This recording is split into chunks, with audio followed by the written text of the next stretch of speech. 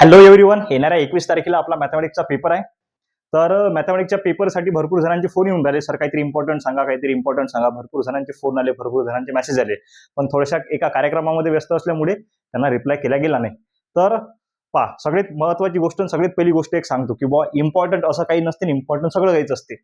तुम्ही आता पेपरच्या शेवटच्या दिवशी म्हणसान की बुवा सर मला शक्तिमान बनवा, तसं शक्तिमान बनू शकत नाही. पण तरीही मी माझ्या परीनं पहिलेच डिक्लेरेशन देतो, पहिलेच तुम्हाला सांगून देतो की बुवा मी माणूस आहो, मी काही देव नाही आहो, मी मास्तर आहो, है ना. मी जर देव असतो तर मी तथास्तू केलं असतं, तुम्हाला 100 पैकी 100% भेटले असते. तशातले काही भाग नाही आहे, मी देव नाही आहो.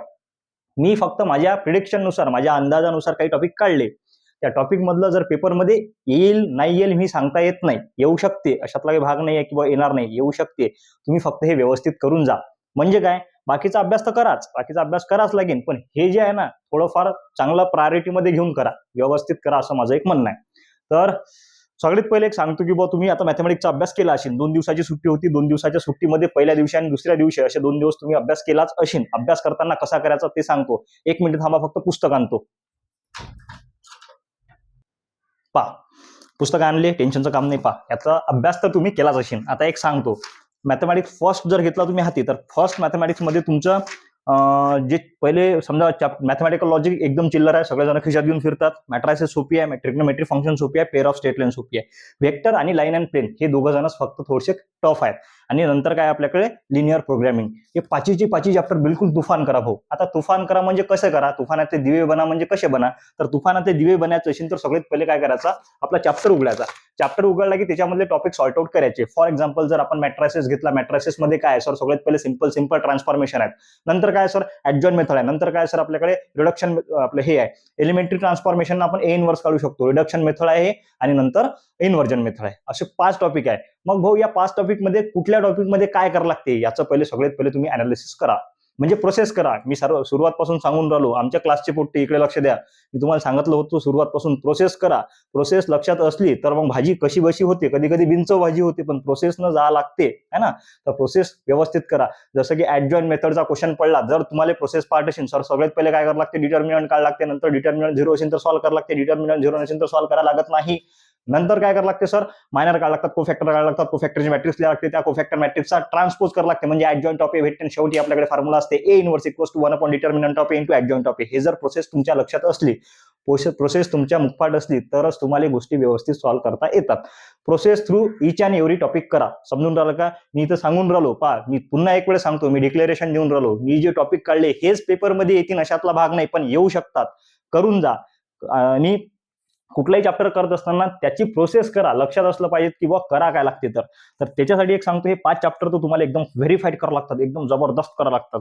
मग राहिले 2 कुठले, वेक्टर आणि लाईन अँड प्लेन, हे थोडेसे टफ आहेत. तर याच्यामधले क्वेश्चन्स करा.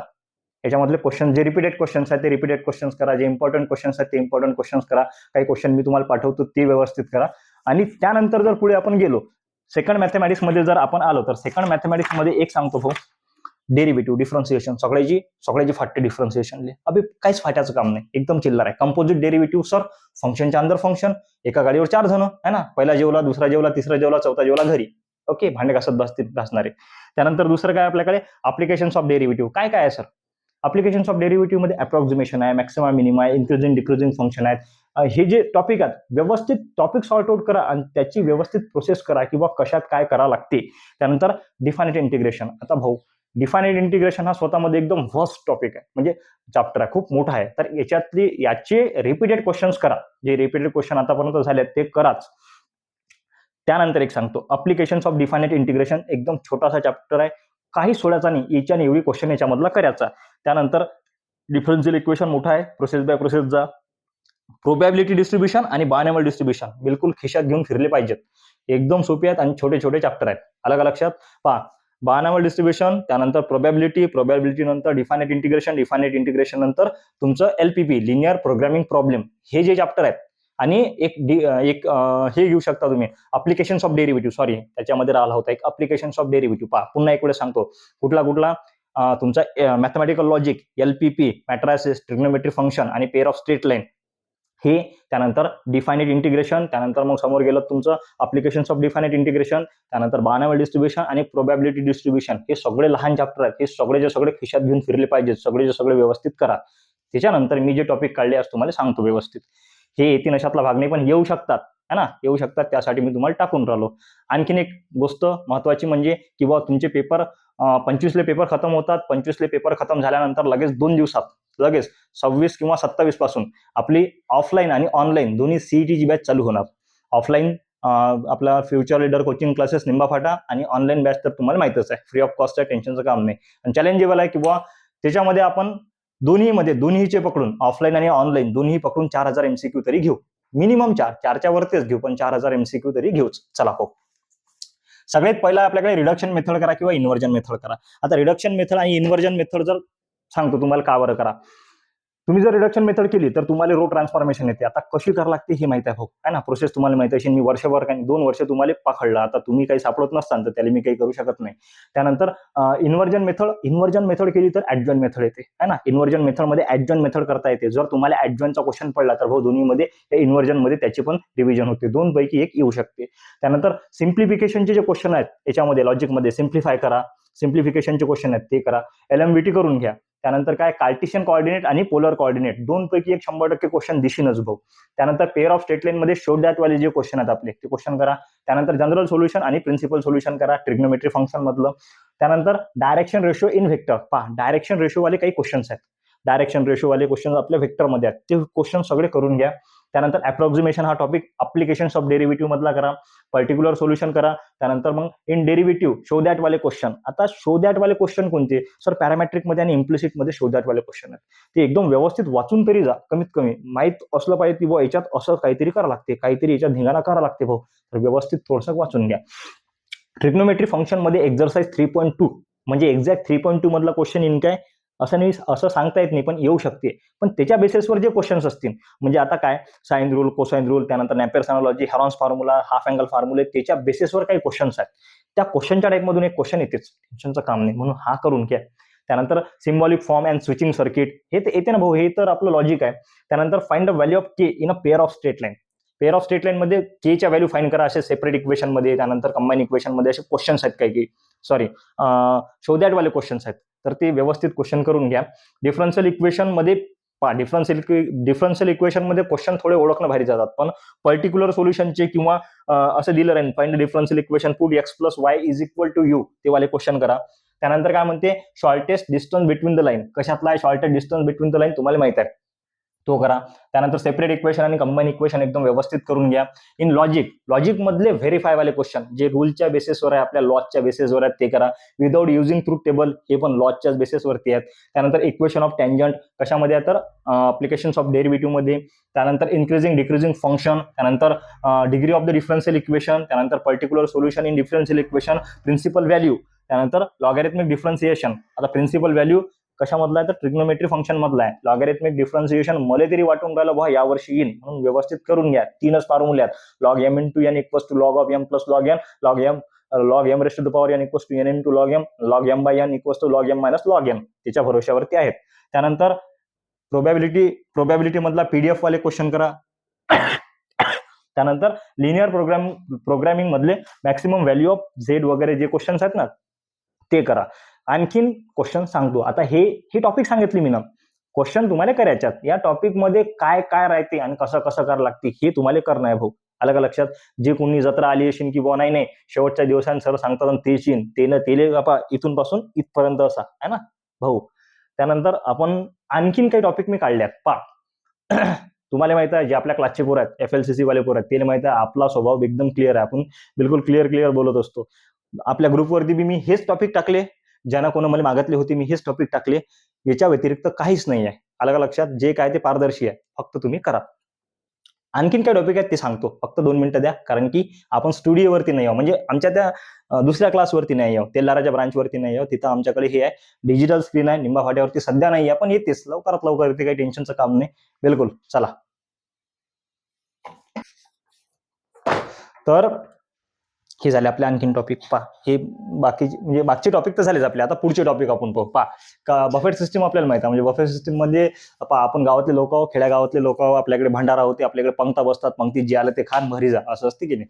पण शहरात कसं असते बफे सिस्टीम असते. बफे सिस्टीम मध्ये काय की बाबा मस्तपैकी स्टॉल लागेल असते, त्याच्यात जे आपल्याला आवडते ते खायचं. आता मी एक सांगतो काय खायचं आपल्याला मॅथमॅटिक्समध्ये, हे गोष्टी जेवढ्या त्या गोष्टी सगळ्या सगळ्या खाऊनच जायच्या. म्हणजे काय भाऊ, हे खूप कामाचं आहे. आपण बफेट सिस्टीम मध्ये काय करतो, जे आपण खाल्लं नाही तेच खात असतो की नाही. मग आता म्हणजे काय की जे आपल्याला भेटत नाही ते आपण खातो, अशी गोष्ट असते. मग हेच ते तो भाग आपला हा आहे. म्हणजे हा 100% येते म्हणजे येतेच. आता एक सांगतो पहा, तुम्हाला सगळ्यात पहिले ॲक्यूट अँगल थेरम 100% येते, हो करून ठेवा. 100% ॲक्यूट अँगल थेरम आहे म्हणजे आहे, पेअर ऑफ स्ट्रेट लाईन मधला. आता पेज नंबर किती आहे मला काही आठवत नाही, पण पेअर ऑफ स्ट्रेट लाईन मधला ॲक्यूट अँगल थेरम करायचा म्हणजे करायचा. Tan theta equals to mod of 2√(h² - ab / a + b) हा करायचा म्हणजे करायचाच. त्यानंतर काय, प्रॉपर्टीज ऑफ डिफायनेट इंटिग्रेशन. आता डिफायनेट इनडिफायनेट पाहिजेत काय, तर सॉरी इथं इनडिफायनेट पाहिजेत. Properties of indefinite integration. Indefinite integration म्हणजेच तुमचा चॅप्टर नंबर 4. मी सांगतो तुम्हाला पेज नंबर 4 नाही, 3रा नंबरचा चॅप्टर, पेज नंबर थांबा 2 मिनिटं. 3.3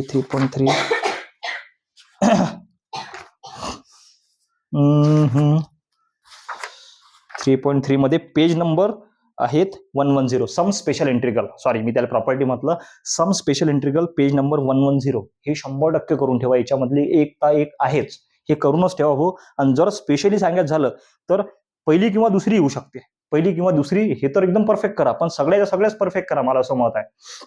ह्याच्यातली एक प्रॉपर्टी आहेच. त्यानंतर पहा, पेज नंबर 3 वर, पेज नंबर 15 वर आणि पेज नंबर कितीवर आहे पाहू द्या. 3 आपल्याकडे थेरम आहे डेरिव्हेटिव्ह मध्ये. पेज नंबर 41 वर 3, 15, 41 तुमच्या सेकंड मॅथमॅटिक्स मध्ये.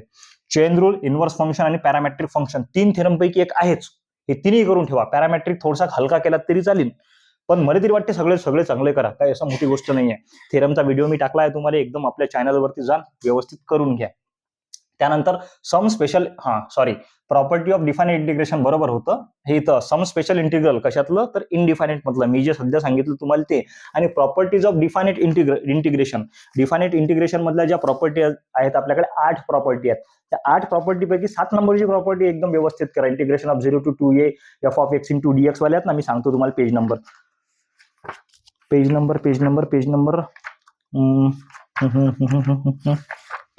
पेज नंबर आहे 157 पासून 158, 129 आणि 161 पर्यंत आहे. 157, 158, 159 आणि 161 पर्यंत आहे आपल्याकडे. 8 प्रॉपर्टी आहेत. 8 पैकी पहिल्या 5 प्रॉपर्टी एकदम सोपी आहेत. त्यानंतर 6वी करून ठेवा, 7वी करून ठेवा, 8वी करून ठेवा. 3 पैकी एक दिसणारच. आणि पहिल्या बी एकदम व्यवस्थित वाचून ठेवा, की बुवा नाही वेळेवर जर समजा त्याच्यापैकी एखादी आली तर आपल्याला लिहिता आली पाहिजेत. कारण की हा बोर्डचा पेपर आहे, हा काही आपली टेस्ट नाही आहे. आपण जर म्हटलं हा याच्यात येऊ शकते, कारण की टेस्ट काढताना आपणच असतो, पण बोर्डचा पेपर काढताना आपण नसतो. म्हणून सगळ्या व्यवस्थित वाचून ठेवा, करून ठेवा. आणि त्यानंतर हा इंटिग्रेशनचा एक थेरम. इंटिग्रेशन मध्ये आणखीन एक थेरम आहे, integration of phi into dx असा एक थेरम आहे ना, फाय वाला थेरम, तो बी एक चांगला करून ठेवा. हा एक integration of u into v into dx, हा एक व्यवस्थित करा.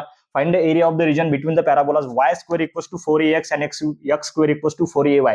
हा क्वेश्चन आणि या टाईपचे क्वेश्चन तुम्हाला दिसतात कशामध्ये, तर अप्लिकेशन्स ऑफ डिफायनेट इंटिग्रेशन मध्ये दिसतात. हे एकदम व्यवस्थित करून ठेवा.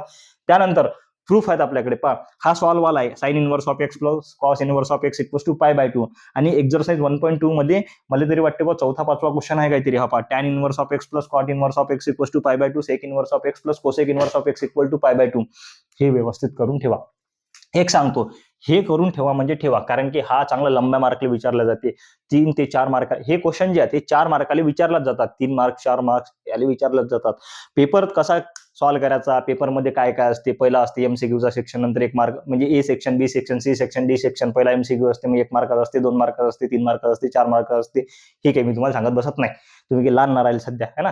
तर हे तुम्हाला सगळंच माहिती आहे की बुवा पेपरमध्ये कुठला क्वेश्चन किती मार्काले असते. फक्त आणि फक्त पॅनिक व्हायचं नाही. कारण सांगतो, फेकाफाकी फेकोलॉजी मॅथमॅटिक्स मध्ये चालत नाही. तुम्ही बाकीच्या सब्जेक्टमध्ये फेकाफाकी केलं तर चालते, है ना. It is most important and it is very very important असं काहीतरी लिहू शकता तुम्ही बाकीमध्ये. मॅथमॅटिक्समध्ये फेकाफेकी करता येत नाही. गोष्टी जर तुम्ही परफेक्ट लिहिल्या तरच परफेक्ट मार्क्स भेटतात. म्हणून सांगतो, व्यवस्थित अभ्यास करून जा, व्यवस्थित गोष्टी लिहा, है ना. तर बिलकुल पेपर हाती आला की पॅनिक व्हायचं नाही. सगळ्यात पहिली तर गोष्ट, बिलकुल पॅनिक व्हायचं नाही. व्यवस्थित पहिले अनालिसिस करायचं, आपल्याला काय काय येते हे अनालिसिस करायचं. पहिले 5-10 मिनिटं गेले तर चालतील, है ना. पहिले एकदम स्टार्टिंगला धावू नका, एकदम स्टार्टिंगला पाहू नका, मिल्खा सिंग बनवू नका. 5-10 मिनिटं गेले तर चालतील. पहिले जे येते ते मार्क करा. मार्क करून घेतल्यानंतर ते सॉल्व्ह करणं सुरू करा. हळूहळू करायचं, जास्त लोड घ्यायचा नाही. भरपूर वेळ आहे, 3 तास म्हणजे भरपूर झाले. वेळ पहिले व्यवस्थित ते सॉल्व्ह करून घ्यायचं. सॉल्व्ह केल्यानंतर जे आपल्याला येत नाही ते जसं येत असेल तसं आहे ना. एक वेळेस आपला माइंड रिलॅक्स झाला, आपल्याला समजलं पासिंग निघाले भाऊ, स्कोरिंग बी होऊन राहिली, की माइंड रिलॅक्स झाला की आपल्याला गोष्टी व्यवस्थित बरोबर आठवतातच. मग जे येत नाही ते व्यवस्थित सॉल्व्ह करून घ्या, जेवढे येतील तेवढं. नाही तर मग गजानन महाराज तर आहेतच आपले, जवळच आहेत, काही दूर नाही आहे ना. पेपरच्या दिवशी भेटू. पेपर झाल्यानंतर पाहू आता काय होते काय नाही, तिथपर्यंत हे करून घ्या. माझ्याकडे आणखीन मी क्वेश्चन्स काढूनच राहिलो, एका कार्यक्रमाच्या नाव हे सर्व गोष्टी राहिल्या होत्या, आणखीन क्वेश्चन काढूनच राहिलो, तुम्हाला पाठवतोच. पेपर झाल्यानंतर भेटू. सर्वांना 21 तारखेला होणाऱ्या मॅथमॅटिक्सच्या पेपरच्या नंदुसर मॅथमॅटिक्स म्हणजे माझ्याकडून आणि माझ्या पूर्ण परिवाराकडून खूप खूप शुभेच्छा. Best of luck, all the best. Paper चांगला सोडा, एकदम चांगला सोडा. आणि बस फक्त असं सांगा की बॉस सर तुम्ही शिकवलं होतं, सगळं पेपरात आलं. भारत माता की जय.